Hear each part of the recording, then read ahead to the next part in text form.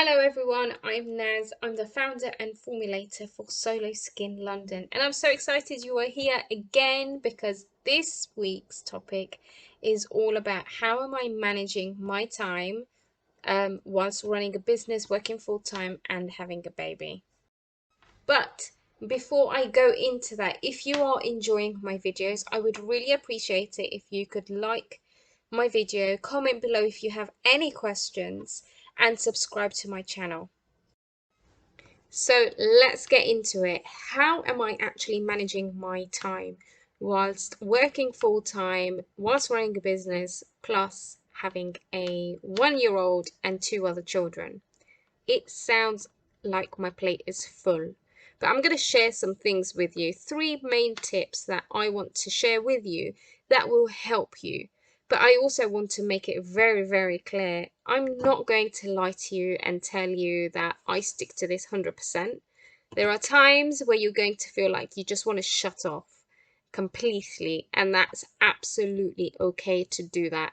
As a business person, having your mental headspace is really important.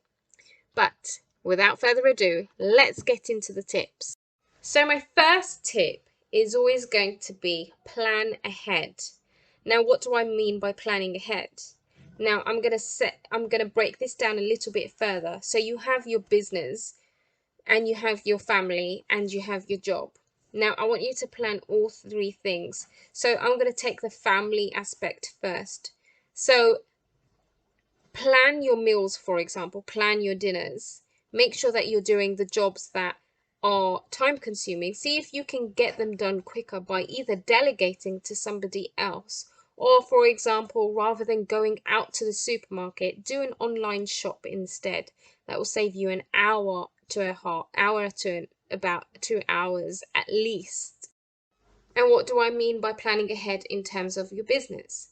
So plan ahead a month in advance for your campaigns. Make sure you have your content ready. Make sure that you have your email campaigns ready. Make sure you understand, what you're going to do for the next month, or at least a week or 2 weeks in advance. And then it's the full-time job.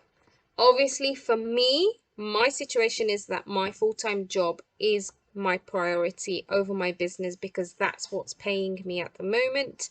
And obviously, I'm employed by an employer, so they are expecting me to do my job. So that's what I do. So planning ahead, making sure you manage your diary correctly so that you have enough time later to work on your business. Tip number 2 is get help and support when you need it. When running your own business, what you're going to notice that is you're probably going to get overwhelmed very quickly. And that's something that is quite common when you're running a business because there's so many hats that you have to wear. Now, when I feel like this, the one thing that I always do is rather than consuming myself with the feeling of feeling overwhelmed, the solution is to actually go and ask for help. So I'm quite lucky because I have such a big support group around me. So I have a big family. So I can always ask my sisters or my parents to help me with the children and take them off my hands while I can work.